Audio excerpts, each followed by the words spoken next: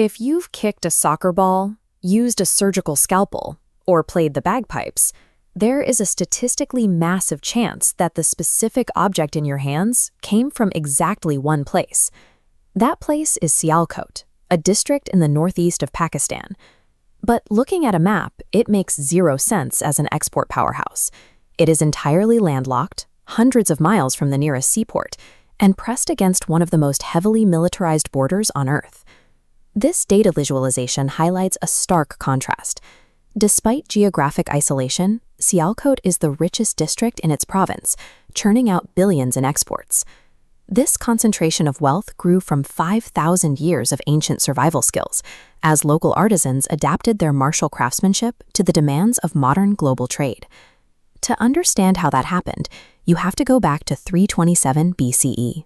For centuries, spanning from the campaigns of Alexander the Great to the Mughal Empire, Sialkot served as a heavily fortified military garrison and a key waypoint on ancient trade routes.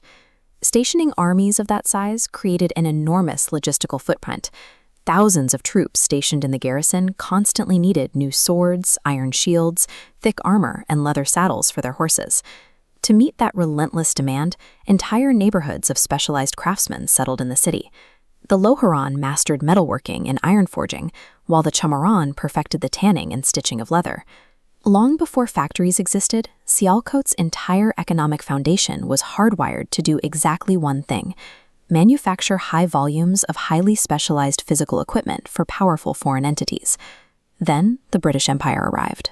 They annexed the area, established the Sialkot Cantonment in 1852, and brought a relative halt to the regional wars that had defined the area for centuries. Without marching armies to supply, the city's ancient metal and leather economies faced total collapse. The local artisans had a vast, highly specialized skill set, but suddenly no customers. A new opportunity appeared at the local British mission hospital.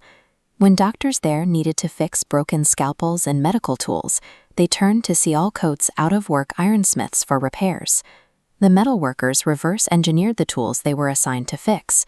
They used the same techniques once reserved for forging swords to craft new, high-quality medical tools. By the 1920s, Sialkot was exporting surgical instruments to hospitals all across the British Empire. Around the same time, an identical pivot happened in the leather markets. Down in the ancient saddle bazaar, a British officer brought in a torn football. A local saddle maker unstitched the ball, studied its complex geometric pattern, and sewed it back together, eventually learning to build entirely new ones from scratch. The craftsmen realized they could apply their historic trades to entirely new commercial markets. They replaced swords with scalpels and saddles with soccer balls. In 1947, the partition of India drew the Radcliffe Line, pushing a newly hostile border against Sialkot. Overnight, the city was severed from its historic surroundings. The ancient overland routes to Kashmir and Central Asia were completely blocked. Instead of an open thoroughfare, the district was now hemmed in by a heavily fortified perimeter, physically isolating the city from its traditional economic neighbors. With its historic land routes severed, and a domestic market that had little need for specialized surgical sets or hand-stitched sports goods, Sialkot pivoted toward the only remaining outlet, the global sea and air lanes. Today, those historical pivots have solidified into a massive, highly organized industrial machine. The entire city operates as a series of specialized, overlapping economic clusters. Rather than building a single massive corporation, thousands of small and medium enterprises focus intensely on specific niches, like sports equipment, precision surgical instruments, fine leather products, and performance sportswear. Sialkot now produces roughly 60% of the entire global supply of hand-stitched soccer balls, supplying top international brands and multiple World Cups. This level of production relies on a deeply entrenched system of subcontracting and specialized piece rate work. It is a modern manufacturing system that draws directly from the close-knit, collaborative legacy of the ancient artisan bazaars. But making world-class products is useless if you can't ship them out of a landlocked city. Faced with persistent geographic isolation and a lack of support from the central government, the local business community adopted a fierce, do-it-yourself culture.